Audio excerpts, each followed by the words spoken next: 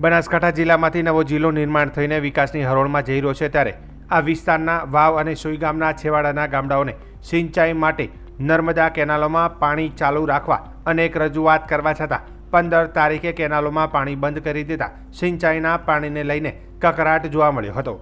આ સરહદી વિસ્તાર રણકાંઠાનો સૂકો ભટ્ટ છેવાડાનો વિસ્તાર છે। આ વિસ્તારમાં ઉનાળા દરમિયાન પાક માટે તો ઠીક છે, પરંતુ છેવાડાના વિસ્તારોને પીવાના પાણીની મોટી સમસ્યા સર્જાતી હોય છે। એમાં ખાસ કરીને નર્મદા કેનાલ આવતા કરીને ખેડૂત વર્ગ ધરાવતા તમામ લોકો મોટા ભાગે ખેતરોમાં રહેઠાણ મકાનો બનાવીને રહેવા લાગે છે। ત્યારે આ વિસ્તારના લોકોને ઉનાળા દરમિયાન જો સિંચાઈ માટે પાણી ન મળે તો પશુપાલન માટે ઘાસચારો આટલા મોટા પ્રમાણમાં ક્યાંથી લાવવો, બીજું કે પશુપાલન નિભાવ માટે પાણી ઉનાળા દરમિયાન ખેતરોમાંથી ક્યાંથી લાવવું, જેની મોટી સમસ્યા સર્જાતી હોય છે। ત્યારે આ વિસ્તારને છેવાડાના ગામડાઓમાં આવેલી નર્મદા કેનાલોમાં પાણી છોડવામાં આવે તો ઉનાળાના દિવસોમાં ઘાસચારાની અછત ઊભી ન થાય અને રવિ સિઝનના પાછોતરા પાક વરિયાળી, ઉનાળો બાજરી, રજકો, ઈસબગુલ, અજમો જેવા પાકોને હજુ પાણીની જરૂરિયાત હોય। સિંચાઈ માટે પાણી ચાલુ કરવામાં આવે તેવી માંગ ઉઠી છે અને જો આગામી સમયમાં સિંચાઈ માટેનું પાણી કેનાલમાં નહીં છોડવામાં આવે તો ઉગ્ર આંદોલન કરવામાં આવશે તેવી ચીમકી ખેડૂત અગ્રણીઓએ ઉચ્ચારી હતી। અમારે આ ઘાસચારો બધો બળારો અને કેનાલમાં હમણાં પાણી બંધ થઈ ગયું છે હાવ, અને આ તો ચાલુ રહે તો આ પશુઓ માટે કોઈક નભાવ થાય, બાકી શિયાળુમાં હાવ કોઈ નથી, બધું બળી ગયું છે અને આ બધું બળારો છે। કોઈ બીજું પાણી ચાલુ રહે કેનાલમાં તો સારું। સરકારને નિવેદન થાય કે અમને આ વાવ થરાદ તાલુકામાં પાણી ચાલુ રાખે, આટલી અરજ છે। કેટલા દિવસ પાણી ચાલુ રાખે? પાણી તો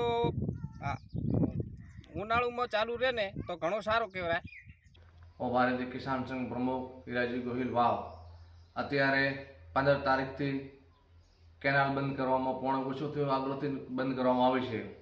અસંખ્ય ખેડૂતોના ફોન આવી રહ્યા છે અને અગાઉ પણ અમે મીડિયા દ્વારા સરકારને જાણ કરી હતી કે આ પરિસ્થિતિ બહુ ખેડૂતોને ભયંકર છે। શિયાળુ સિઝનની અંદર જીરા ઉતારમાં હોય કે શિયાળુ સિઝન રવિ સિઝન બરાબર ન હોવાથી ખેતરો ખેડી અને જુવાર ને બાજરી ખેડૂતોએ ઘાસ પશુઓ માટે કર્યું હતું અને સરકારને અમે પણ રજૂઆત કરી હતી અને અમે વારંવાર અમારા સરકાર અને નિગમ સરકારશ્રીને રજૂઆત કરવા છતાં નિગમ દ્વારા અમારા નિગમના અધિકારીઓથી વાતચીત ચાલુ છે અને એ પણ પોઝિટિવ છે કે આ એક બરાબર છે। કેનાલ ડેમની અંદર પાણી પણ છે અને ખેડૂતોને બહુ ભયંકર પરિસ્થિતિ છે। 40 થી 35 રૂપિયા જેતો પૂળો જુવારનો છે નહીં। એટલે આ માર્ચ મહિનાની 15 થી કરીને એપ્રિલ મહિનાની 15 તારીખ સુધી એટલે 30 દિવસ કેનાલની અંદર પાણી લંબાવો એવી અમારી માગણી અને લાગણી છે અને અમને પણ વિશ્વાસ છે આ સરકાર ઉપર પણ 30 દિવસ પાણી લંબાવશે એવો અમને પણ વિશ્વાસ છે।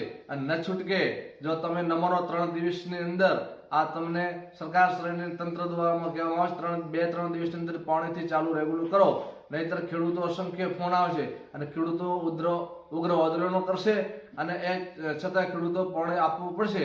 એટલે અમારી ખેડૂત દ્વારા કિસાન સંઘ દ્વારા સરકાર શ્રેણીને વિનંતી છે કે 30 દિવસ પૂરતું પાણી ચાલુ રાખો એવી અમારા ખેડૂતો વતી માગણી અને લાગણી છે। અને ઘાસની બહુ તંગી છે, પશુપાલકો માટે બહુ પરિસ્થિતિ વિકટ છે।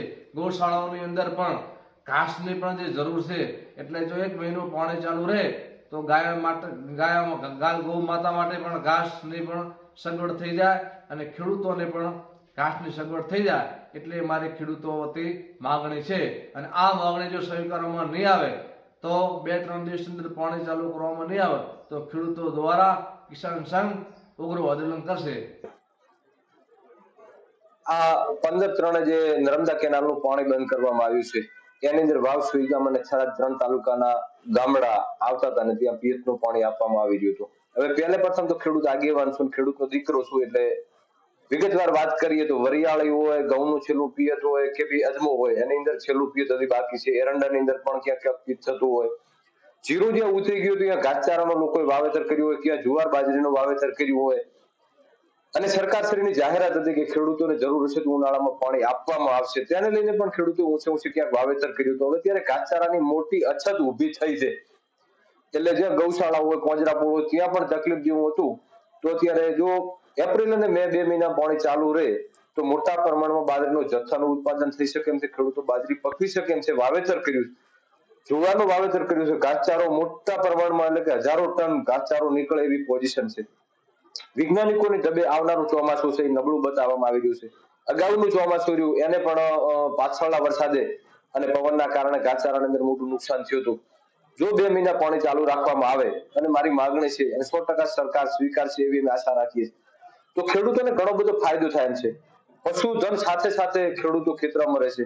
જો ત્યારે મોટો પશુધન લઈને ખેડૂત ખેતરમાં બેઠો છે અને એક દિવસ પાણી વેચાતું લાવવાનું થાય તો પર ડે એક ટેન્કરના 1000 રૂપિયા થાય. હજી ખેડૂત એક મહિનો બેસશે, પાણી નહીં હોય તો એને કાપણી કરવી પડે. હજી અજમો પાકવાની વાર છે, વરિયાળીની વાર છે, એરંડા ઘણા સમય ઉભા રહેવાના છે. એટલે એક મહિનો ખેડૂતોને ખેતરમાં રહેવું પડે. એક ખેડૂતને 25 થી 30 હજાર રૂપિયાનું નુકસાન મોટા ખેડૂતને થાય, નાના ખેડૂતને 15,000 રૂપિયા. આનું આપણે જો ગણિત ગણીએ તો ઘણા મોટા આંકડામાં થઈ શકે છે.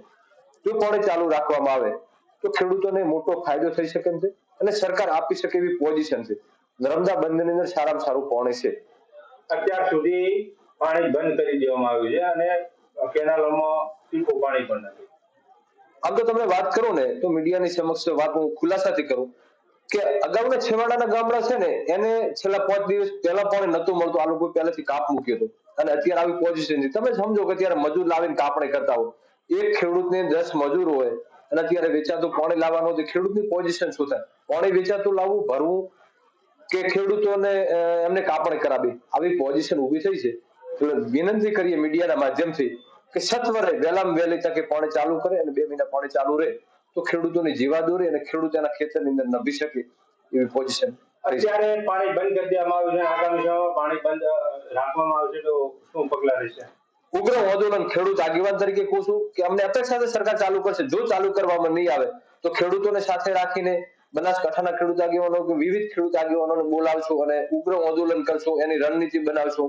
પાણી 100% અમે સરકાર પાસેથી લેવાની અમારી અપેક્ષા છે અને લેશું. પાણી ખેડૂતોને જરૂર છે અને સરકાર પાણી આપે એમાં કોઈ નવાઈ કે બેમત નથી.